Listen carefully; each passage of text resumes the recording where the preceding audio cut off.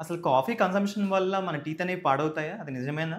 So, బేసిక్‌గా coffee యొక్క pH చూసుకుంటే అది 4.8 నుంచి 5 వరకు ఉంటుంది. అంటే స్లైట్‌లీ ఎసిడిక్ పీహెచ్ ఉంటుంది. సో, ఈ ఎసిడిక్ పీహెచ్ ఉండడం వల్ల మన ఎనామెల్ అనేది ఎరోడ్ అయిపోతుంది కదా! సో, ఇలాగా నార్మల్‌గా ఎనామెల్ ఉన్న టూత్‌తో పోల్చుకుంటే ఎనామెల్ ఎరోడ్ అయిపోయిన టూత్ అనేది పిగ్మెంట్స్‌ని ఈజీగా క్యాచ్ చేస్తుంది. సో, అందువల్ల కాఫీలోని అసిడిక్ కంటెంట్‌తో పాటు కొన్ని రకాల పిగ్మెంట్స్ ఉంటాయి. టానిన్స్ అంటాం.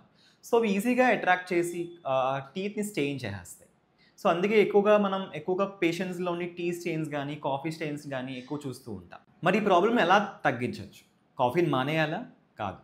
సో, అట్‌లీస్ట్ మీ కాఫీ కన్జంప్షన్ రేట్‌ని, ఫ్రీక్వెన్సీని తగ్గించుకోండి. లేదా కొన్ని టైప్స్ ఆఫ్ కాఫీస్ ఉంటాయి. లైక్ కొన్ని కోల్డ్ బ్రూడ్ కాఫీస్ ఉంటాయి. అంటే ఆ బ్రూయింగ్ ప్రాసెస్ కాస్త రోస్ట్ చేయకుండా అంటే మన కాఫీ బీన్స్‌ని రోస్ట్ చేయకుండా ప్రాసెస్ చేస్తూ ఉంటారు. అలాంటి కాఫీని కన్జ్యూమ్ చేయండి. ఇక కాఫీ బీన్స్‌లో 2 రకాల వెరైటీస్ ఉంటాయి. రోబస్టా అని, అరాబికా అని.